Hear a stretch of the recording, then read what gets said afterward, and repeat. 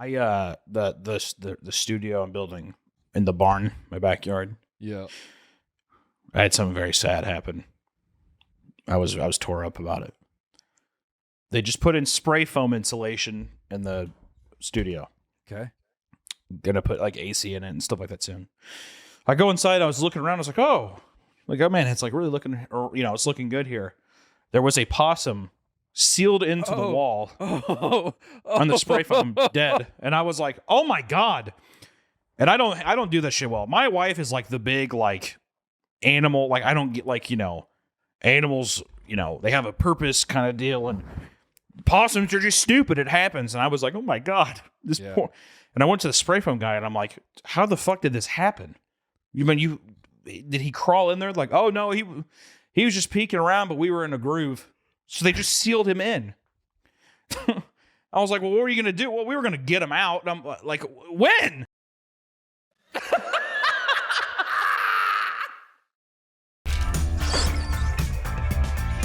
Bingo. My name is Stretch. This is the last time you mess with Stretch.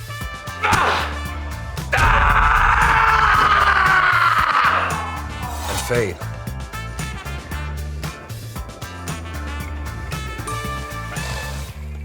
Ladies and gentlemen, folks of the world, we are back. Stretch and Fade is back in an exciting way. I'm gone from my 5-month excursion. I've been defined as a bit of a yes man on this show, or a yeah man. So you could, in that I've just said yes while you've told stories and then just let you go. Is that what you actually think? Because that's not true. No. People have just said Noel, the type of guy to be like, yeah, while someone tells a story, hoping they finish, and then they never finish. Oh, well, that's unfortunate because I'm a rambler. So I ramble, and I think it only gives you the opportunity to say yeah. Yeah. We're back, ladies and gentlemen. When I'm already so excited, you know how excited I was today? I was like, wait. My buddy Harry told me, he's like, hey, by the way, you have a call. You're gonna record with Noel. Yep. And I thought I said, oh my God, something, because you had a big thing happen to you recently as well, and I wanted to talk about that because I'm very excited. Oh, did I? Remind me, what was that big thing? Your tour ended. Oh yeah, that's right. Your tour ended. It's finally done. He's home. I'm home. Daddy's home. Dad's home. Your autofocus is going crazy every time you shift around. Dude, I'm glad. I hope that we have people that have epilepsy that watch this and they seize out, dude. Yo, I'm hoping that if you're watching this, and you have epilepsy. I hope that you have a fucking seizure. I'm gonna do that. Yeah, you like that? I'm home from the excursion. I'm home from the tour. Thanks for bringing it up, man. I'm excited. Can I tell you just a brief story that I genuinely wished you were there to experience? I feel this would have. For lack of a better word, titillated you in a way. I would have been titillated.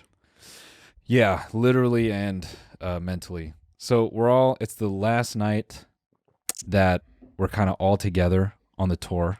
It's me, Alina, my videographer, Chris, his girlfriend, Alex, my producer, my tour manager, Tom. We're all just hanging. We're in Portugal. We're just sitting out by this statue, just... sharing a little joint, looking out onto the dark sea. And as the night is winding down, two things happen. One, this guy who is wasted, out of his mind, tatted up, walks up to us, and he goes, "I'm very drunk. I don't know you, but I just have to say something, and then I'm going to go away. Can I do that?" And we were like, yeah, sure. So then he starts going on to this rant about how people take themselves too seriously and how he works in a customer service job and people need to take themselves less seriously because it's making the world a worse place.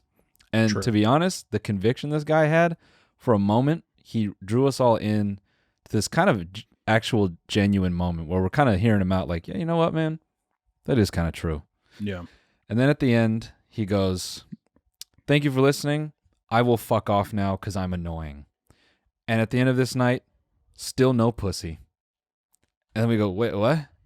And then he takes a few steps and he turns to us and he goes, "The story of my life." And then he walks away. He was like a hot, depressing Borat. And then not even fucking 5 minutes after that, we look across the road and a fucking lady in a bra, a thong, and sneakers. Not even minutes after this man goes on this whole thing about like, I get no pussy. It was like this kind of like weak, ironic thing where just immediately after that, a naked woman walks out into the street and she just starts approaching random dudes in front of us. And she's kind of like pulling up the side of her thong and then dropping it down as if to, I'm going to get fully naked now. Yeah. And oh man, the amount of just random dudes in the street just rolling up to her, just hey, how you doing? And in that moment, I was just really wishing you were sitting next to me just so I could hear your voice go, "What the fuck?" I would have probably went up and asked for a number. I would have been a gentleman about it. How does it feel actually being done with your tour, though? Genuinely, thanks for asking, man. You're one of the few people that ask me these legitimate questions. And I always buy in, and then I know at the end of this, I'm going to get some snarky, sarcastic. You're already planning your next bit. No, unironically, I was going to say, because I wanted to bring it up. I was sitting there talking to my wife the other day, and I was like, it's so impressive that he is able to do all the things he does, but then also like managed a fucking 2 or 3 year long tour, toured all over the world and stuff like that. His set only got better. And I was just I was very proud as a friend, as a person that I've grown to know. And I'm like, it was very, it's like, it makes you want to strive to do more or something. You know what I mean? I feel like I don't proactively do enough, or I don't actively go out of my way to, because even just the aspect of performing live, and not only performing live, but like premeditated, like written performance thing, which maybe sometimes it doesn't land. You have to like adjust it. And then it's like, then especially when we go overseas, it's like fucking language barriers and stuff like that. It's just, it's very admirable. I just thought to myself, I wanted to pay homage to a man that I respect and say, I thought I'm very proud. Oh man. Thank you. That honestly means a lot.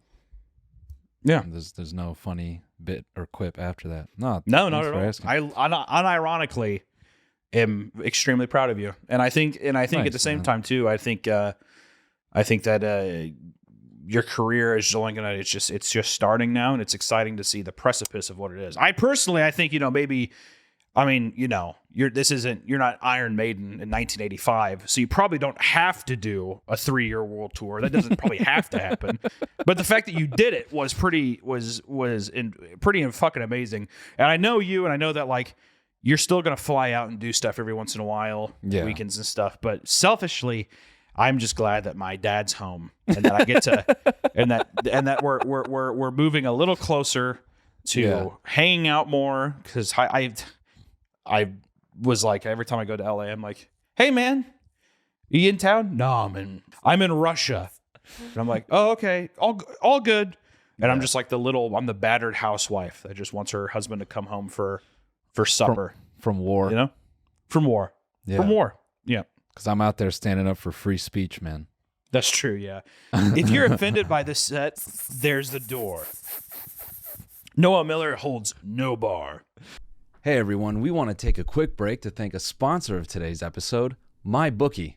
MLB is finally back in full swing. You got that? Yeah, I know it's a hockey joke. Anyway, MLB is finally back in full swing, and MyBookie is going to be your one-stop shop for all your betting needs. Lock in futures on your favorite club to win the World Series, or take advantage of crazy boosted odds via the MyBookie Money Bag. MyBookie makes it simple for you to sign up and play. You bet, you win, and they pay. Sign up today at MyBookie and use promo code STRETCH to secure a first deposit bonus up to $100. It's simple. Deposit $200 and play with $300 instantly. Just use promo code STRETCH to claim your bonus. Whether you're a die-hard or a casual fan, simply put, there's never been a better time to start exploring the world of online sports betting with MyBookie. Bet anything, anytime, anywhere with MyBookie. Oh man, Well, dude, thanks again for that. Honestly, meaningful. I don't know. That just that means a lot, dude. Yeah. Well, I hope it does sink in and stuff. You should be super stoked on it, man. That's a fucking feat, and especially it's like it isn't like it's not like it's actually over, but I think it's something that you should definitely take time to appreciate and stuff. I'm not. You probably have tons of people hitting you up about it, but. No, I don't actually. Okay. Well, just know you absolutely, you should, man. Even just stuff too. It's even cool just seeing you on Schultz's podcast and stuff. That's like, those are people who that's their fucking full time thing is stand up and shit. And yeah, it's just it's a very cool evolution. You don't get to see people evolve and become, evolve into different facets of like career defining things. So it's cool. Thanks. It's very, very cool. Yeah. Yeah, I got I'm finalizing the cut of the special. And so it'll now you're right. I mean it's such a weird thing. When I got back, I had like a couple days to just kind of like catch up, and then it just felt like work just like picked up again. And it didn't feel like there was any moment to go, oh damn, I did that thing. So I think the cool part about the special, I think watching it back is it forced me to acknowledge, oh man, this was, a long time, and it made me think about where it was to where it is now. So even just the fucking, I mean, I've seen your show twice now, and even how the jokes, even if in the slightest way, are restructured. That's from your perspective of who knows even like when those jokes were first conceived or whatever, from where they started to where they ended up like on etched in stone, whatever, in your special. Like that must be crazy, and that's where you actually see the fucking like, holy fuck, this has been a long time. Yeah. I think I don't want to harp on it too much, but I do think the next time around, what I'll probably end up doing is I'll probably go through clubs in America, and I think I'll actually go to Europe first, and then I would come back to the States, because going to Europe, and when you're like going to these different areas where there is language barrier or there is whatever, and you can't make assumptions anymore, I think that definitely was like a nice way to, I don't know, like evolve just individually, like my own writing, where you're and I think we talked about this a little bit, but I think that's the one thing that's interesting and hard about like creativity is you kind of make assumptions about your audience, and I think as Americans we can make a lot of assumptions. I know, like, I think when you look at American memes and how they can be really meta and have like 20 fucking references baked into something, and that whole bit about like explain this to someone in 1800, I think there is still, I don't know, I think there's still this weird inside baseball. This is really to any creative, like depending on where you're from, but I don't know why American humor feels like it has especially a lot more assumptions baked into it. So I think it was cool to kind of have to like look in the mirror and go, oh damn, how do I actually make this interesting to someone who this doesn't resonate at all. I thought that was like just a lot of fun. Yeah, I mean, having a joke that's tailor specific to like a certain audience, and then finding a way to make it a little more universal, I think just makes the joke a little more impactful and a little more widespread, to where it can like read, and which you can have like super specific weird niche jokes and stuff like that, but I know what you mean. Like, it's like, I feel like the European side of things, from whatever you were telling me, seems like the fucking ultimate training ground for like, oh, does this thing, how does this, is it actually working? Is it reading? So it was cool hearing about that. Well, dude, let me blow you for a second. Can I just go down on you for a second? No. No, you can't. Because I don't want that to happen. I don't know how else to say it.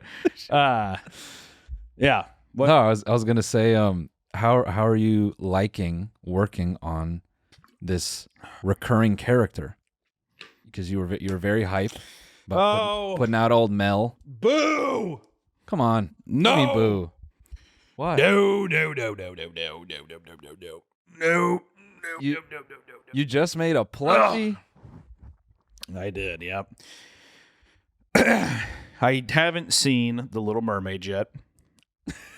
Yo, stop it. Why are you avoiding And it's gotten this? me... Why are you and it's got avoiding me this? sad. Why are you avoiding this? I'm in this weird tumultuous... I mean, I'm always in it. I always look at my stuff with the worst possible lens and stuff. I mean, it's what I've done. I think like the biggest thing I have, God, is this a fucking therapy podcast? This is a fucking comedy podcast. I don't like my stuff. I don't know. I empathize with whatever. that, but I mean it more like, okay, maybe you struggle to appreciate your own work, but I guess what I'm asking is, do you like at least the ability to sink your teeth into something that feels like longer, rather than okay, that's out, restart? Are you liking like having like when you're going to creative, like at least like a baseline platform to be like, okay, we can start here every time? Yeah, I don't know. Interesting. I don't know. It's been a very odd, perplexing thing of like, I feel like I don't have a gut reaction anymore. Like I don't really find like enjoyment out of what I'm making and stuff. And I don't feel like I'm like pushing myself to do creative, and interesting things at the moment. And I think because of that, I think it's just, I do a lot of introspecting, and I try to solve these clues because I feel like I'm at this place where like I want to make something. I just don't have anything that I really feel passionate about, or I don't really, not even necessarily have to say, because I don't think everything that people make has to have some meaningful, like empowering meaning or something. But I just, it's just disappointing. It's like I just don't. The well is dry, and I am trying to find new creative ways to do stuff. But I don't know. Everything I do, I just I don't know. I look back on my work and it's just piss poor. And I would love if this stuff was cut from the podcast. No, I'm not good at. I'm not good at talking about. It's going to be a big, stupid pity party thing, and I don't want to put that out there because I'm just going to sound like a fucking idiot. No, that's fine. It's fine. You need to. We can move on, but I think you're being real hard on yourself, brother. And I think,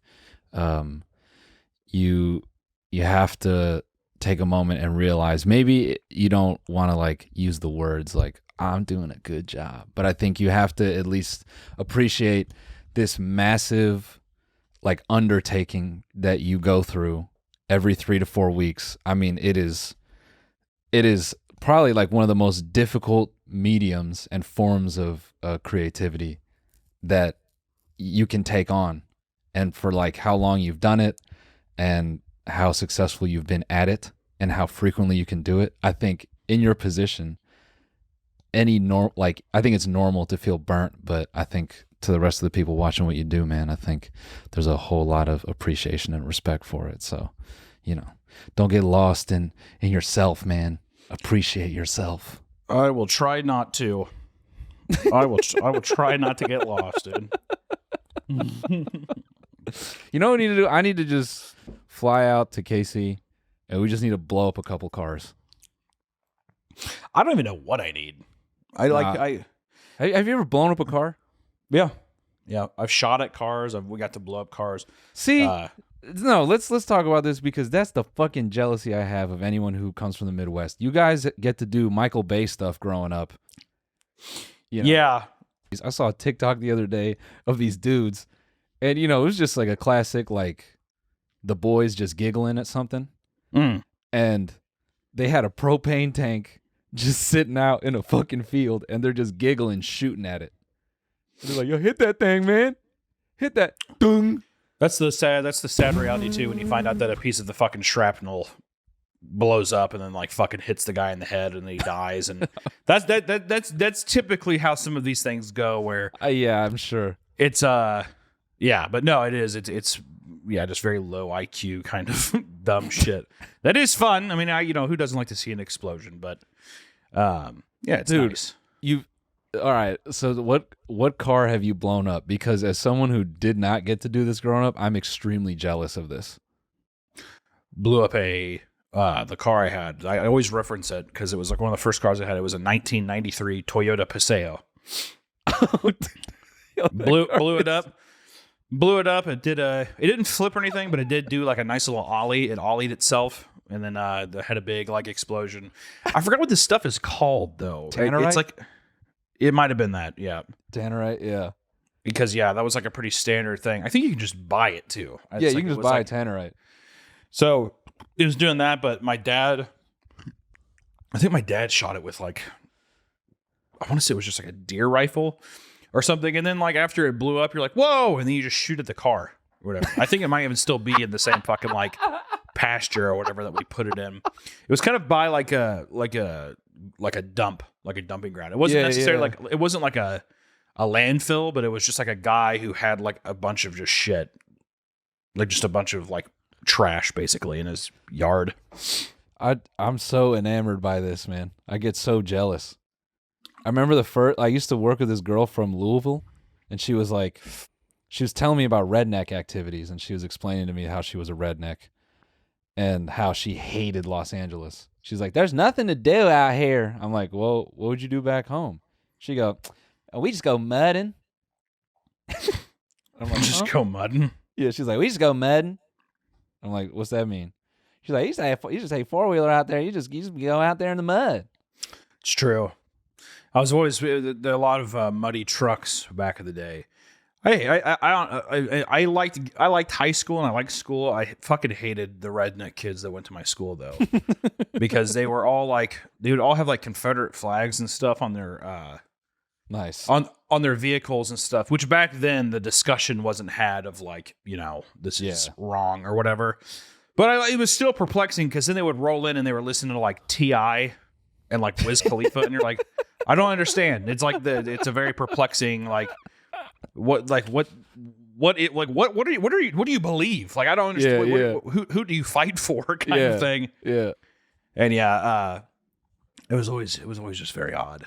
And usually every one of those guys too, their parents are usually pretty well off, lifted trucks and stuff. Yeah. There's this guy. Oh my God. There's this guy that went to my high school. I won't say his name, but Kid Rock. It was Kid Rock, yeah. He shot all those Dylan Mulvaney Bud Light cans. And I was like, what are you up to? This kid from my school, his parents are super wealthy. And he had this like, in high school, had like a $70,000 truck or what, like something crazy. And I got to look him up, or I was meeting with a friend because I moved back near my hometown, and I was talking with one of my buddies, and I was like, do you know what he does anymore? And he's like, oh yeah. And he runs like an Andrew Tate kind of like podcast now with him and this dude in their in this basement of like his like house that he lives in now. And it was just it was like a full circle, like what else could I have expected from this person? Yeah. Like that kind of character from my school. Yeah. Dude just had no time with his father, so he's just emulating Bald Man Online. Just talking about like real estate. Who the fuck? It's weird. I don't understand the idea of people being like, I don't just talking about like. I'm trying to think about any other shows that talk about like real estate in that way, where it's like, who the fuck are you? Who cares what you have to say about like, you got to get in on the market right now, man. Like, yeah, the interest rates are high, and it's like, okay, yeah, thank you, stranger. I like to imagine one guy who does stumble across it, and he just takes every word of advice that this fucking kid that I went to school with. Oh, bro. I mean, the amount of dudes like this that my dad has kind of come across and just met and looked up online. I've had a handful of conversations with him where he's like, yeah, I found this guy online. He says this and that about the market. And I've always been like, who the fuck is this guy? Who is he? I want to know.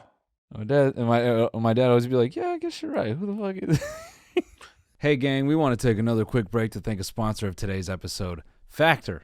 It's summer, which means busy, sunny, action-packed days, and not enough time to cook. Enter Factor, America's #1 ready-to-eat meal kit. They can fuel you with flavorful and nutritious, ready-to-eat meals delivered straight to your door.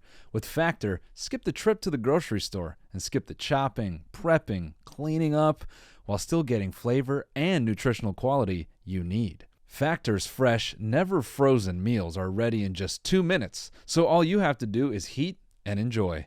Then get back outside and soak up the warm weather. Plus, it is cheaper than takeout. It is.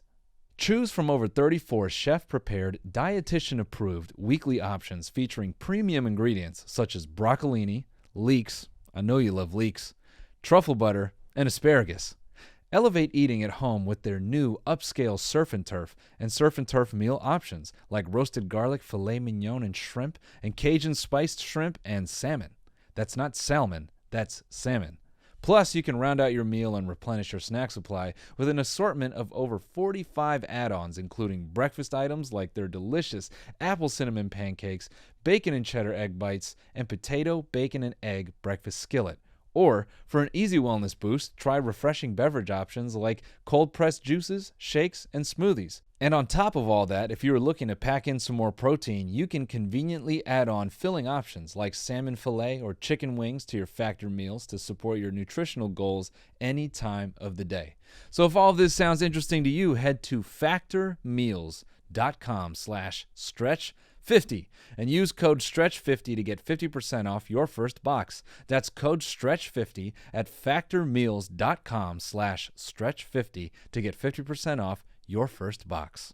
The studio I'm building in the barn, my backyard. Yeah. I had something very sad happen. I was tore up about it. They just put in spray foam insulation in the studio. Okay. Gonna put like AC in it and stuff like that soon. I go inside, I was looking around, I was like, oh man, it's like really looking, or it's looking good here. There was a possum sealed into the wall on the spray foam, dead. And I was like, oh my God. And I don't do that shit well. My wife is like the big like animal, like I don't get like, animals, they have a purpose kind of deal, and possums are just stupid. It happens. And I was like, oh my God, this poor. And I went to the spray foam guy and I'm like, how the fuck did this happen? Did he crawl in there? Like, oh no, he was just peeking around, but we were in a groove. So they just sealed him in. I was like, well, what were you going to do? Well, we were going to get him out. And I'm like, when? That thing is like scalding hot. That spray foam insulation is hot. I mean, like, so he just died like instantly.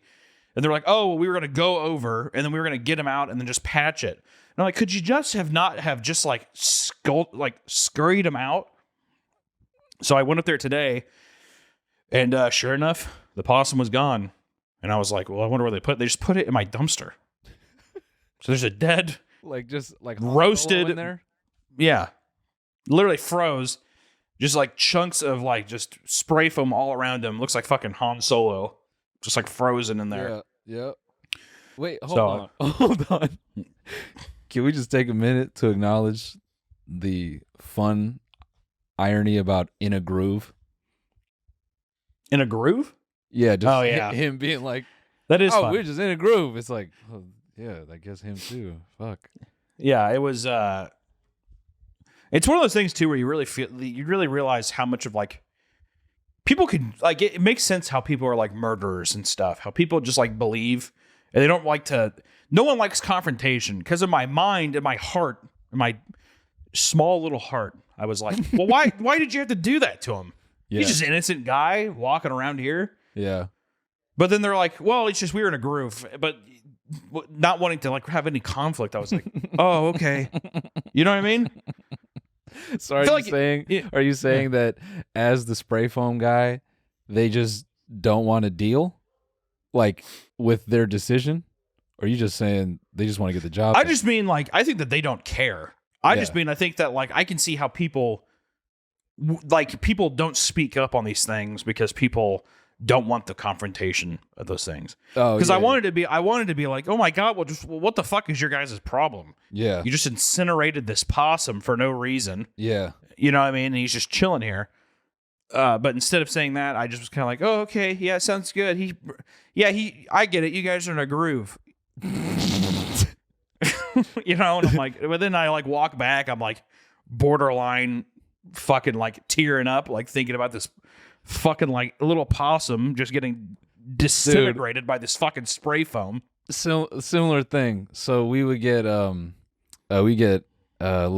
groundhogs, and we don't have a crazy big lawn, but we just had a little one, and they kind of kept digging up holes when we first moved there, and we thought, okay, maybe we should get them out of there. So we call a guy to set a trap, and Alina's handling it. She's like, okay, guy's gonna come by, set a trap, this and that, and then the guy sets the trap. We wait a few days. We hadn't seen any holes, and then Alina goes, when do you think they're gonna come get the trap so they can get the possums out?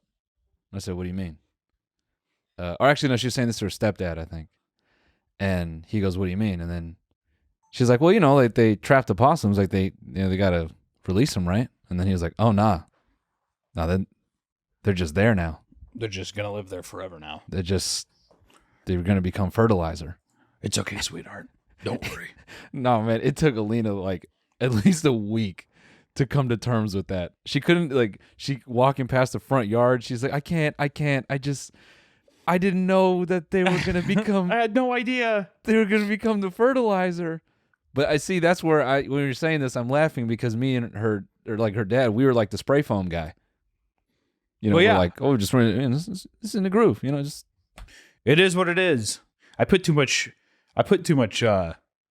humanity into anything, though. I think it's probably a little bit of autism. I think it's probably a little bit of whatever, but like the other, I can't I'll like look at a pencil and try to throw away a pencil. And I'll think about well, is this pencil going to just be alone in this bag kind of thing? It's like a very unhealthy fucking... You're lying. Are you kidding me? No, just like weird thing. Not like it inhibits me. Like, I'll do it, but I just, those thoughts happen. Yeah. Where I'll sit there and I'll like let's say there's a 6-pack of like Coke in the fridge. Okay. And they're positioned 3 rows, right? So 1, 2, 1, 2, 1, 2. I grab the front one, and let's say, I'm like grabbing it, and I'm like, well, I think to myself, well, wouldn't the guy in the back want to get grabbed first?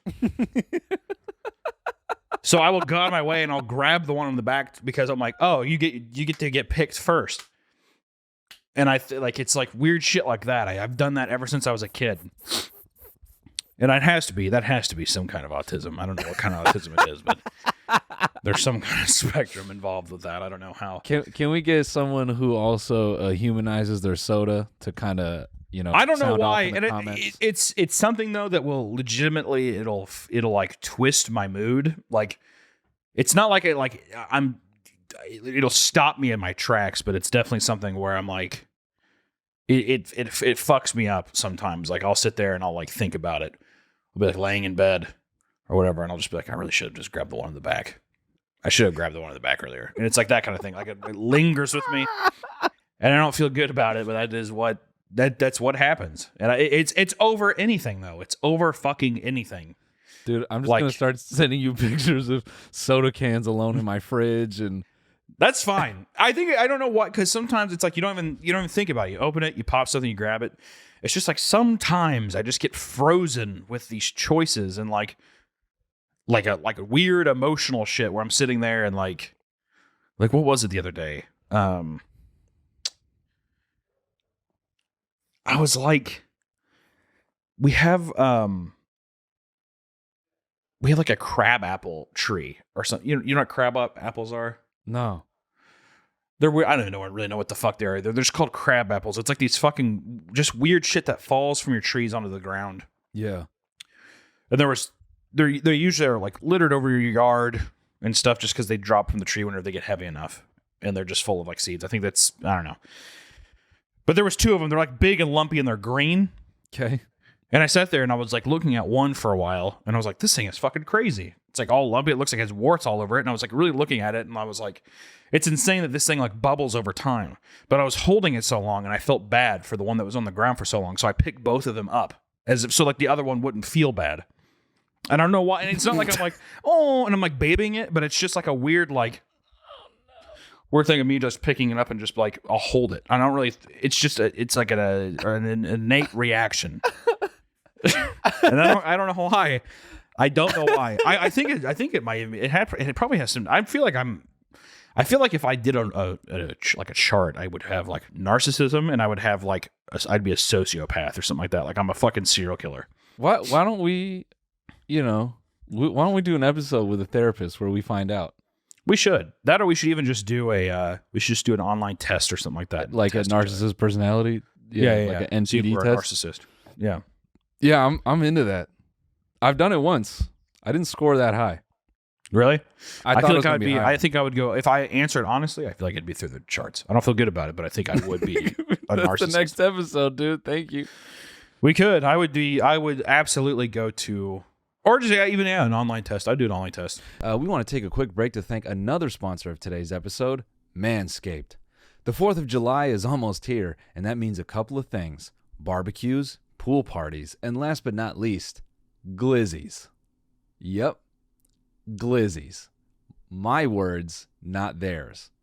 Manscaped is making sure all of the glizzy gladiators across the nation are groomed for America's birthday. That's right. Join over 8 million people worldwide who trust Manscaped with this exclusive offer for you. 20% off and free worldwide shipping with our code STRETCH at manscaped.com. Now, if I could just take a second to share a personal anecdote.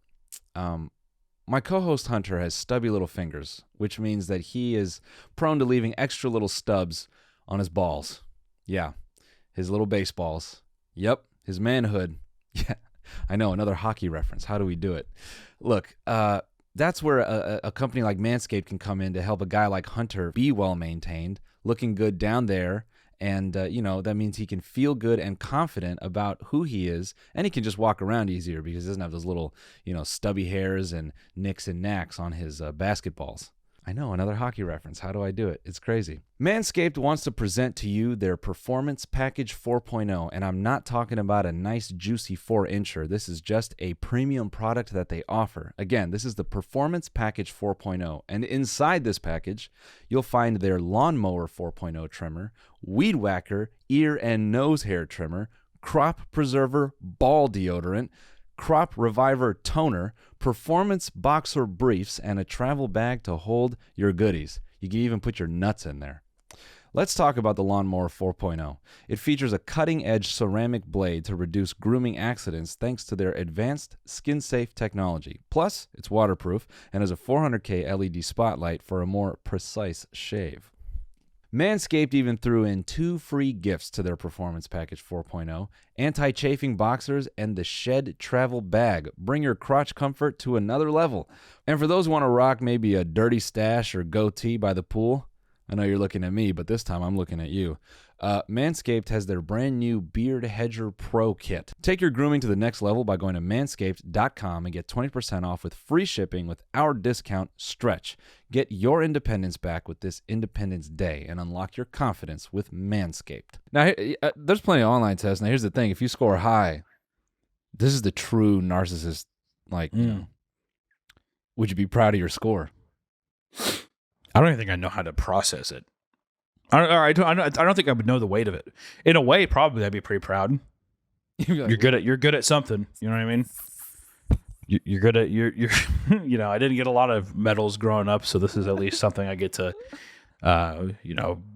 It's a win in a way. I mean, it's a loss at the same time, but it's I can't control it. Hey, on the subject, can narcissists control it, or are you just kind of born with that mental thing? You know what I mean? You can narcissism can happen. By choice? No, there's a good book. It's I think it's there's a good book. What are you're gonna tell me you're reading fucking psychology books? It's like one of the few books I've read recently. It's I've read recently. What's the last time do you read a lot? You don't read. Not a lot, but in the last year, I would say I read more than Well, you're having a hard time thinking of the name of this thing that's just so fresh. It's in my side table. No, it's been a minute since I read it. Noah Miller, PhD over here. Yeah. It's it's a Dr. Phil's take on it's like a Dr. Phil book.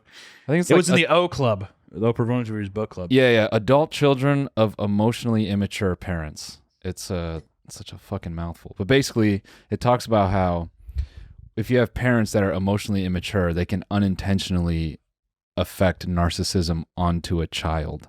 I could see that. So like I could see my mother being emotionally mature. I could see my father. I think that's I'm a byproduct. Yeah, so like a simple version of that, or simple example, is a child may become narcissistic because their parents always blame them for things being wrong. So they start to think the world revolves around them from a young age, where it's like, oh, well, clearly. I didn't talk to my dad very much, and my mom loved me a lot, so I don't think that one would work. Yeah, I mean, there's what's another one? I think there's like a weird one where your parent, like, your accomplishments are their accomplishments. That's my mom. Yeah, so it's like, it's your birthday, and then this is more of like a traditional narcissistic parent, I believe, where it's like, oh, it's your birthday, and they throw this big ass party, but it's not because they want to celebrate you, it's because they want to show their friends, look at this big party I threw. And I think kind of through that behavior, maybe you learn like, oh, that's what a regular person does. So you kind of see.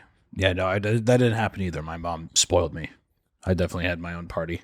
I mean, then maybe you got a little bit of that narc because you're her special boy. Maybe I'm just a bad person. You ever think about that? I sometimes think about that. Sometimes I feel like some people don't realize they're a bad person until it's just one day you're completely faced with it. Maybe, but we're gonna find out when you take this quiz. Hold on, let's just speaking of feelings, let's talk about my white girl metal anthem. Did you listen to it? Yes, but it's been a while. So it's not like it's not in my core, like, new memory thing, but I did listen to it. So you texted me and you said this has been my jam lately, or like on repeat lately. Is what you said. Is by a guy named Red Revision. The song is called Tainted. Yeah, that's right. Yeah, it's such a man. When you text me saying we all got to have a white girl anthem. I was like, I was like struggling to describe it. I'm like, this is that for me. Yeah. I think everybody does. I wonder what white girls have then. White girls obviously like their white girl anthems, but I wonder if like every white girl loves. I think the safe bet would be T Swift. Sure. I guess I mean like polar opposite. Like every white girl has one black metal song that they would like. Something like that. I wonder. I'm trying to think about like what that would be, bro. But I feel like rap is too. It's like pop culture now. So I'm trying to think of something like what would be your like guilty pleasure? Maybe every girl likes a like divorced dad rock song. Which also No, I know what you're saying. Yeah, dude, this would be a hilarious video. Like, goddamn, yeah, just Utah Mormon white girl. And it's like, hi, I'm Cindy. I'm a student at Brigham Young University. BYU. And I love black metal. I'm looking for a husband, is what she would say first. Yeah. I'm looking for a husband. Let's be clear.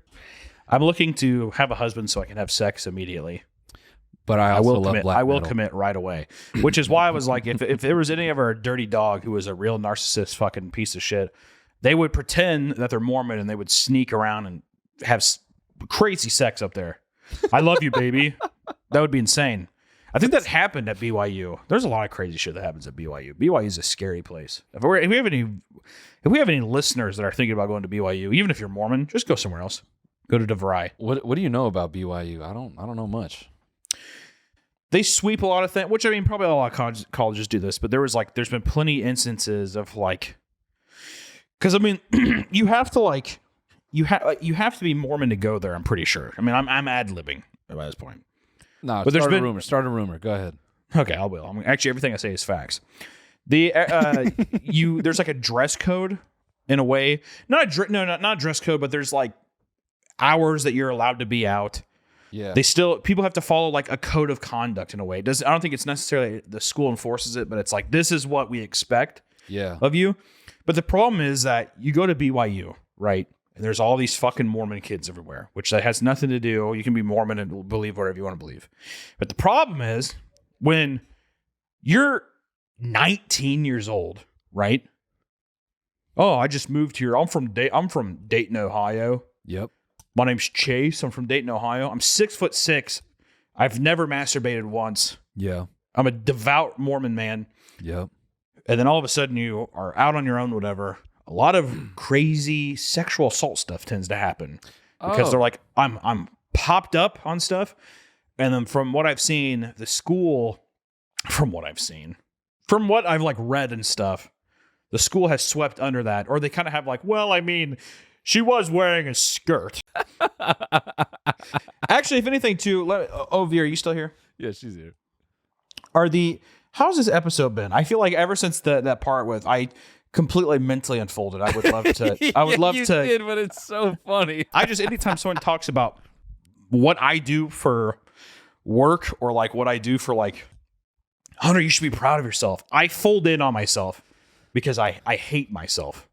I have no respect for myself. And then it throws me through a weird like tangent in my mind where I'm just like, oh my God. And I roll around like a fucking idiot in the mud. Even if you feel like that's corny or whatever, or like goofy, I don't think it's anything we need to even cut out of here. Cause I think that's probably the most human thing you could be. And it's probably a good thing that you don't think your shit sucks. Like it's hard. It's hard because, at the end of the day, this podcast should be something that is entertaining and stuff.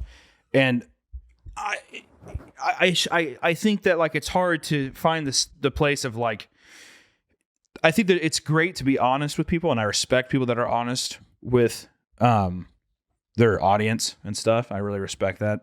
At the same time, though, I hate the idea of like the power dynamic that like people that are behind the camera getting recorded get to have this grand stage for any of their problems that they're having, to then feel like people need to like reciprocate those issues, or like feel like it, in a way it feels like self-masturbatory or something like that. And I don't ever want to come off that way, but it is a dance that I struggle with a lot, because a lot of times I'm very frustrated with my creative output, or because you don't have to like my stuff or anything, but sometimes I wish that as a whole, the audience that I have wasn't just numbers or analytics. It was like something that I could like walk up to somebody and be like, fuck man, I just don't got it right now.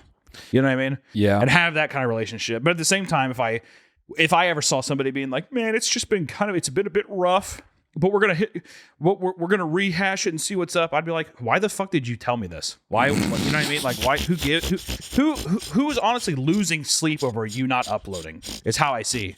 Which when you're in the driver's seat, it's a completely different fucking, story. Yeah. Because it's hell. Like since I've moved and stuff, I haven't uploaded in a month. That has never happened in 4 years that I've been doing. Yeah, but crazy. Dude, but I would say then that makes this conversation actually interesting, because it makes it interesting if people can just comment and be like, you know what?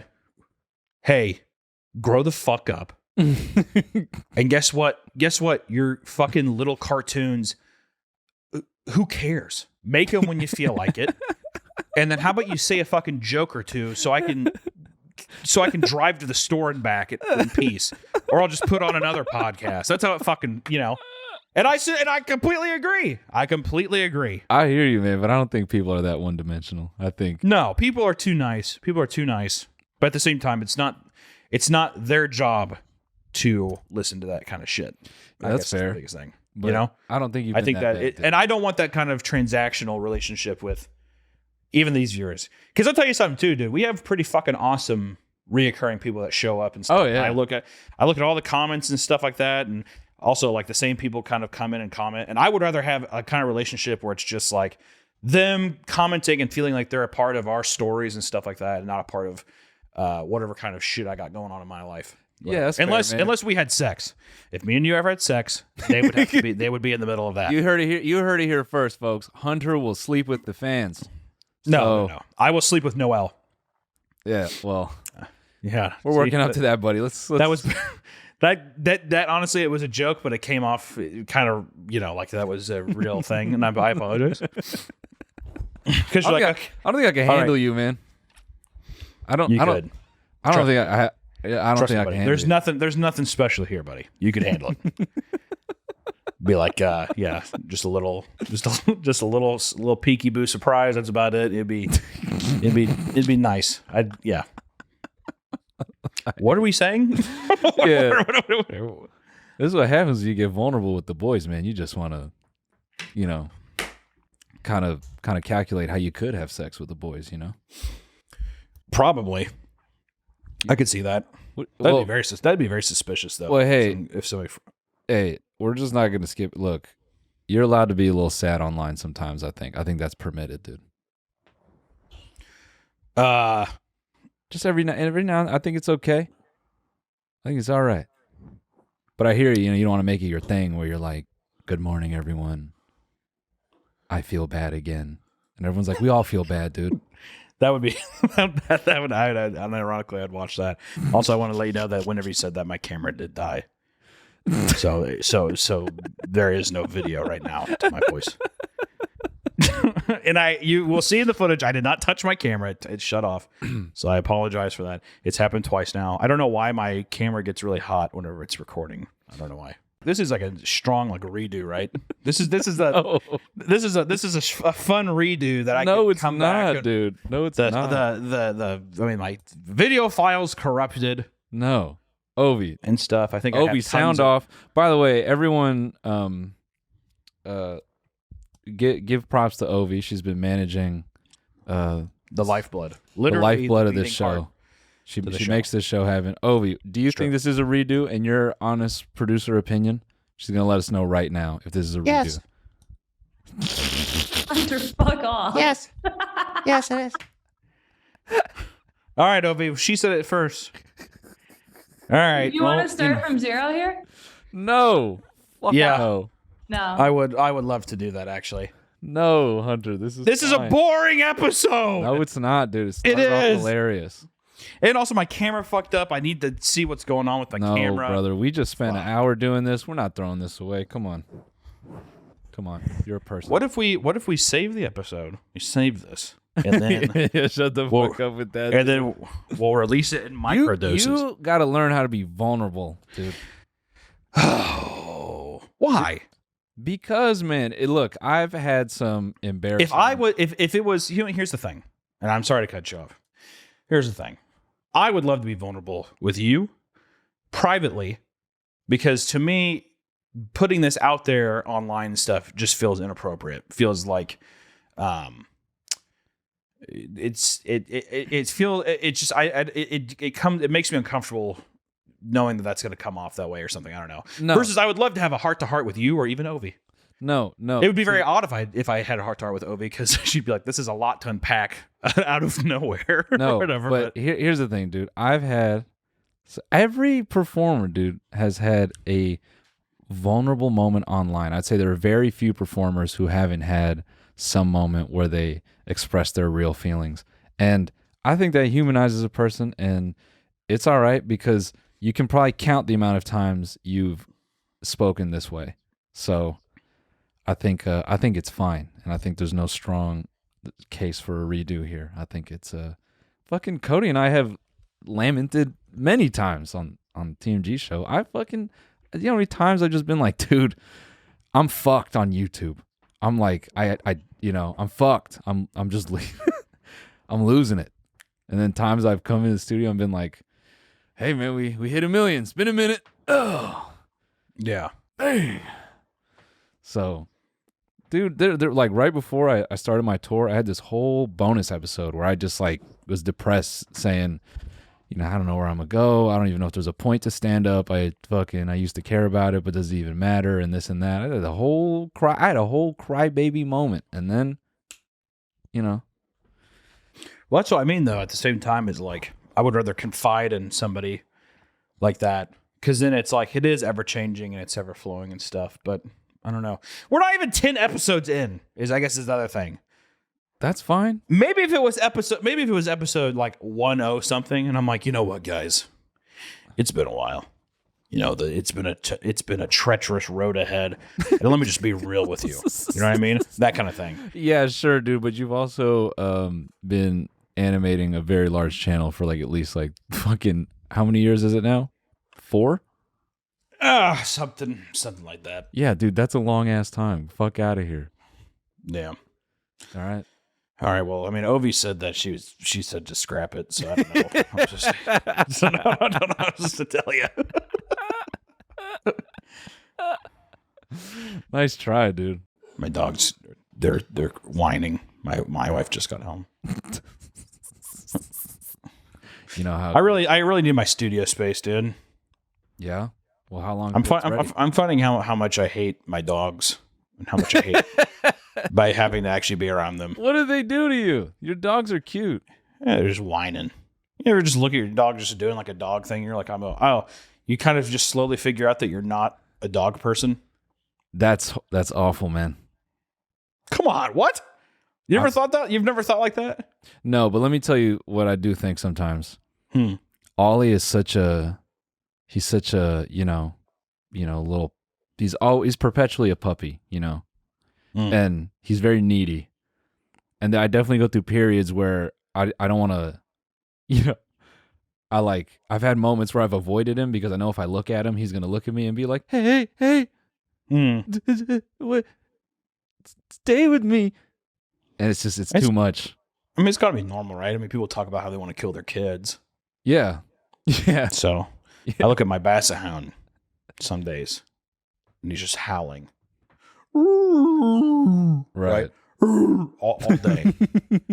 And I picture to myself, and I think about me wearing like big, thick boots and just fucking stomping him right in the middle of his fucking spine. God, dude. Crushing him like a toothpaste bottle. Oh my Not that I would ever God. Not that I would ever do that, but see, that's the thing. That's what I mean is like I can see when people are like, yeah, I mean, I fantasize about drowning my child. I'm like, I get it. Yeah. I get it. Because it's annoying. I love them, but they're annoying. Yeah. And have I thought of detailed ways of how I would torture or kill my dog? Yes, I have. 100%. How many hours have I spent thinking about it? A lot. Yeah. No, how many do you think like Neanderthal or like early humans? How many of those do you think when society wasn't very defined and their kid just kept mewing and whining, and how many think do you just kind of dragged it to the side of a cliff, just looked over its shoulder and then just chucked it and then just went back to the group? What a time to be alive too. Fire just came out. The wheel, that concept was kind of getting, that was coming out. You could just kind of fucking throw whatever annoyance you had just off a cliff. That'd be great. That'd be a fantastic time to be alive. Just kick a 7-year-old over the hill, just like I don't think so. It's just not even your 7-year-old, just a 7-year-old that's just generally being annoying. Do you think? I think I also it's a very clear indicator that I'll never have children because of these dogs. Yeah, you think it's if I can't handle a dog, there's no way I should be responsible for a child. I don't know. You're kind of a softie. I think if a fucking a bloody crawled up into your arms, yeah, I don't know, man. Actually, you might hate it. I hate babies. I don't like the look of babies. I didn't know this. There's never once have I looked at a child, it like a baby or. Wait, no, I remember you saying this. Yes, I remember you saying this. Yeah, go ahead. There's no rhyme or reason. I look at my cousin's children. I'm disgusted.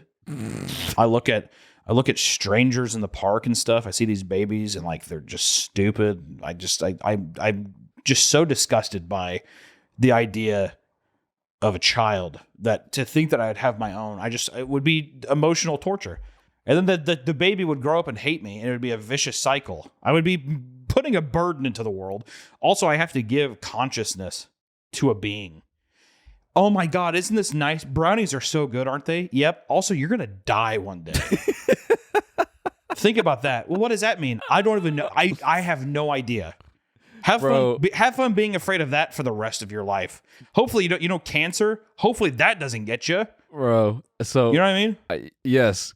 So one day, I always love telling this fucking story about how I had this existential crisis at like 8 years old.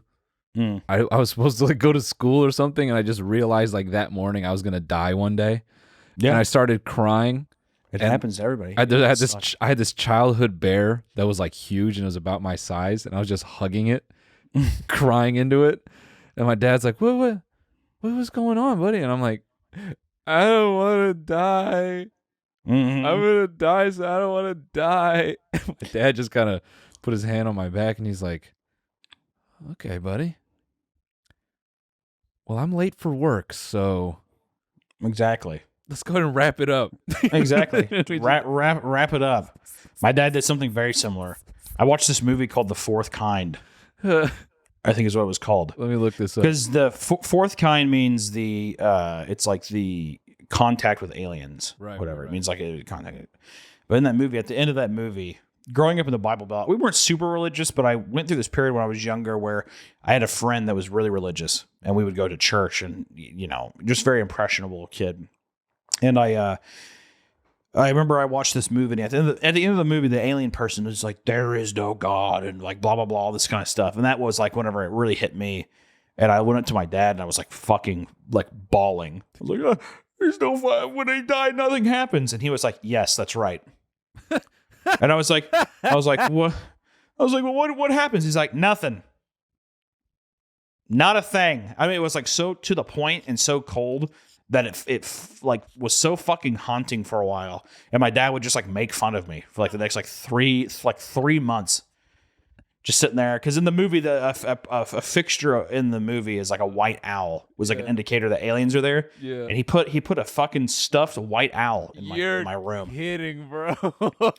Put a stuffed white deal in the deal, like that kind of stuff. And he was just like, and he did this meme where he had this watch on. He would just tap it like times up kind of thing, and he would do that, dude. Oh, and that's how. God. And I just remember even consciously then being like, I would hate to have this burden. Like I would hate to make a life and then have them have to have this feeling. It's the worst feeling. Dude. But what if your kid ends up being like some fucking psycho, like fear deficient rock climber kid, and then you have no guilt, and you're like, hey son, you could die doing that, and he's like, yeah. I'd be like, well, first off, that's not my son. There's no way that would come from me. there's no way. If anything, I'd be like, okay, so your mother cheated. I don't know who you are, but you're not of my blood. You're fucking 6 inches. What are you taller talking about? than I Listen to am. your dad. Your dad didn't give a fuck about death. My dad, I think he does. I think it's the cruel act of it's just the truth. And I think he's afraid. Okay. I think it's one of those things where people are like, I mean, I don't give a fuck. But as soon as the day comes, or you have those, what really happens is everybody has this feeling where you're laying down and you're in bed, and then like that thought just kind of starts creeping in. What? No, starts hold on. Back up. Hold on. Now I'm just dying laughing at the idea of your kid getting older. And the more you look at it, the more you start to frown, because you notice as the older he gets, like his features are growing, and it's like, why do you have natural abs? Yeah. And then you get a little older, and he's like, I want to get into rock climbing, Dad. And you're like, that's not something that's in the family. And then by the time he's this fucking, just 14-year-old, you can see the makings of just a psycho fearless rock climber. And then you just, on his 14th birthday, you're just looking across the room. Oh yeah. It's just like, I'm gonna go get the. I'm gonna go. I do. I take a small needle and I prick him on the back of the neck, and I do a little DNA test. And you know what the thing too I would do I think that I would probably be so lazy I probably wouldn't even go through with it. I'd prick him in the neck. He'd be like, "Ow!" And I'm like, "Uh-oh, hornet!" And I'd sit there and I'd take that blood and I'd have it, but I'd be like, you know what? I bet you he's not mine. And it would probably be that thing. Man, just assume. And then I would get divorced. Just kidding. And I would just go. That'd be the end of it. I'd be like, sorry, buddy. Just get out of there. Sorry, bud. Damn. Do you like? Yeah, I guess wouldn't that? I guess in your case that would excite you because then you get to escape. I feel like I'd be bummed for a bit. I mean, first off, I just put 14 years into a kid that's not even mine. I'd be I'd be pissed. When people are like, "Oh, I don't care. He's not mine, but I'm going to love him like he's my own." I don't think I'd be able to do that. Once again, narcissistic tendency. Building the case. I think if I would just be so bitter. I don't think it would. I wouldn't even hold resentment towards the child. I'd just be so bitter Yeah. that I mean, like, fuck, man. Bro, okay. Have you ever? Is there a horror movie that you can recall? I'm sure this has been done already, but like where the monster is just like really fast. What? Like a horror movie where the monster's really fast? Yes. Like it's key characteristics are it's violent and it's very fast. You could say Dawn of the Dead, 2004 zombies. They're fast. All right. If you're talking like light speed fast, no. Okay. I want to tell it to you after we're done, but I have an idea for a short that I think we could make for cheap. Why don't you say it now? Let the viewers decide. Okay. Well, I don't know. You know, I feel like I always have this paranoia that there's just this one guy who works for a big studio that laughs at us and he's like, you just fucked up. And then they go and make it. He's going to steal the idea. Like, well, it's not that he could steal it. Like, he's just like, that is a pretty good idea, buddy. And we're going to make it better because we have more money and more experience and more talent over here. That's true. You'll never get to make that cool because we're going to beat you to it and we're going to do it better than you would have ever done it. That could be a thing. I mean, that's probably, that paranoia probably is justified, honestly. So, yeah, cut out this part, but I'll tell you. So, makes me think of the movie The Descent. You ever seen that one? No. It's a movie about cave divers, and they're stuck in a cave. They're going through, and this species of people have been down there so long that they're blind, and they've like inbred. They're these like fucking like literal like humanoid monsters that have lived in this cave, and they're blind, and they like listen to people crawl around. But the aspect of it though that makes the movie interesting is the tight spaces of the cave. You know, them hiding. It's like the cave's dark. They have limited resources, all that kind of stuff. So you have to find some kind of gimmick that makes a fast predator more interesting, right? That's fair. Yeah. I was only just fixated on this this idea of this thing where it's like you can see it coming and you have nowhere to go, but you kind of have to keep going out of like instinct. Even the idea of like, sure, you can have that. That can be something.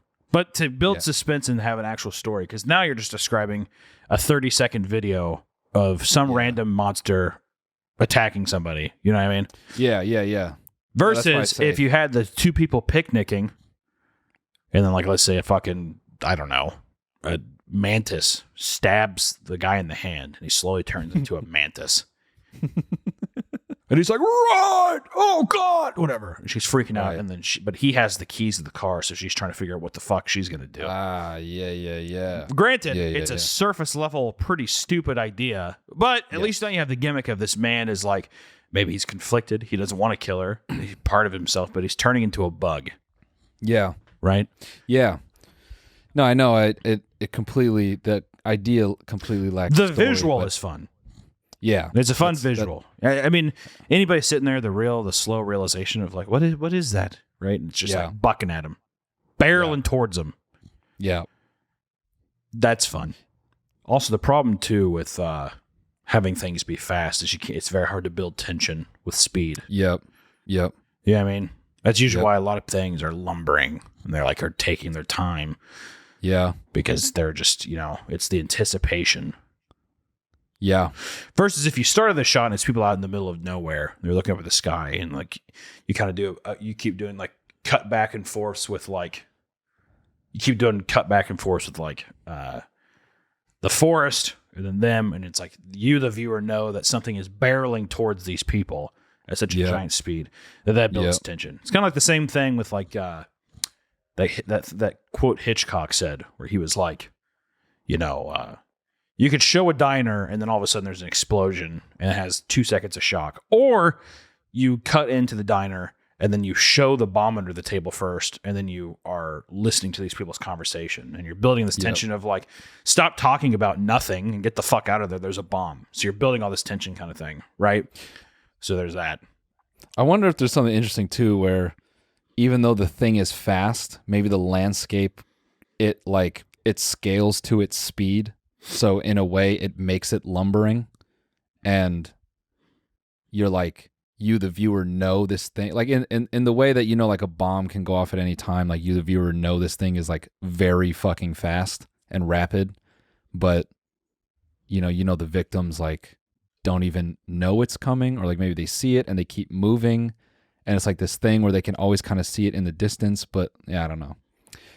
But this is all good stuff. I was just thinking. I mean, even just the aspect of having a crackhead chase after you is horrifying. So you could do that, and you could make it funny, where they're like, he only has so much crack, but the guy keeps pulling out crack rocks, and he keeps smoking, and it makes him faster, and then he gives some to his buddy, and then like now it's 2 crackheads chasing after you. Yeah. So Maybe we'll we just make that, and everyone's like, this sucks, but then we get hit up by Blumhouse. by Truth or whoever it is, the anti-vaping company, and they're like, love what you did here. We would love to co-opt this into a campaign. Yeah, this is a great anti-drug PSA. Yeah. We're like, oh man, no, it's cool because it's fast, and it's like they're like, yeah, no, it's awesome, man. It's gonna work great. Like, we really think the kids are, you know, it's gonna speak to them. It's gonna get them off the vapes and stuff. Off the vapes and stuff. Yeah. Very nice. Well, hey, I was just trying to burn tire, dude. Dude, I like that you burnt tire. I can smell it. I like it. Yeah. I feel like I'm at the track. Do you? Yeah. It's nice. Well, ladies and gentlemen, that will conclude this very deep, very vulnerable, very exciting episode of Stretch and Fade. Hunter, do you have any